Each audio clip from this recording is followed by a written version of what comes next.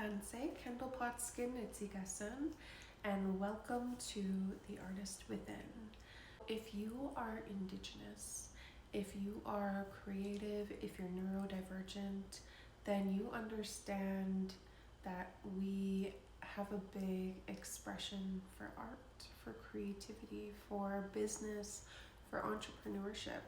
And I'm going to share a little bit about myself and my experiences as a fourth generation Métis Traditional Dancer. And I also want to have you guys write in the general discussion or in the comments. I have a prompt for you guys.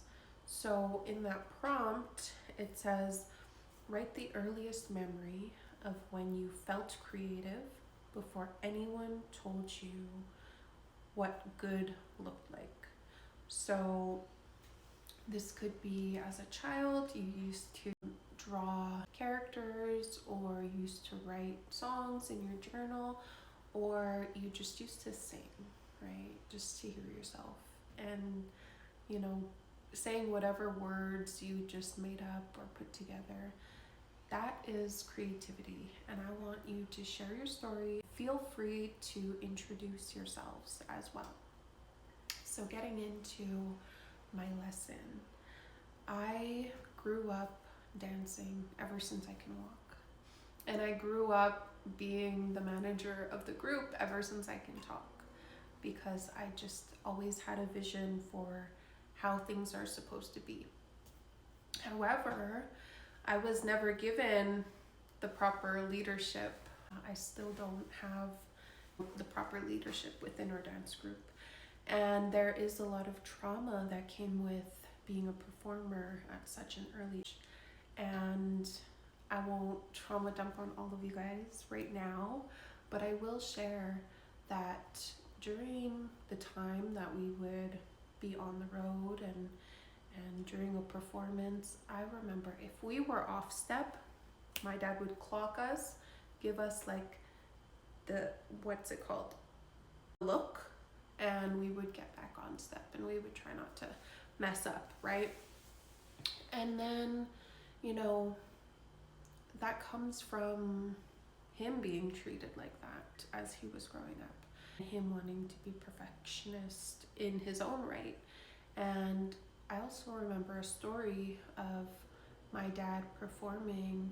He had his arms up when he was dancing. Traditionally, you're supposed to keep them straight.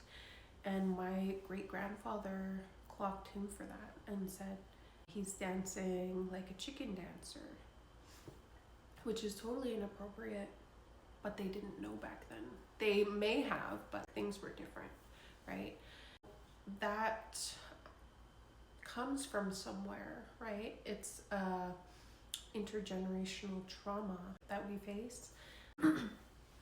And then after a performance, we would sell CDs and DVDs, and we'd make a little bit extra more money.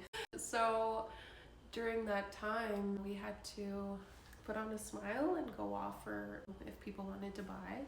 And if we could sell out all of our CDs or DVDs, we would feel that much more rich, right? So I learned a lot as an entrepreneur in the dance industry. I've learned a lot from my parents, from my grandparents. If it was through good experiences or bad experiences, it made me who I am. And so, self-sabotage is very, very common. It shows up in a lot of different ways. It could be your mental health.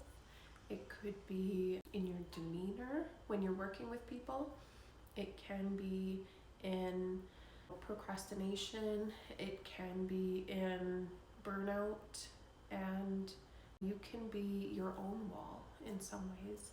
But a lot of times when you have CPTSD, you're kind of replaying the most traumatic moments over and over in your head. And it's making you feel a lot lower than other people perceive you to be.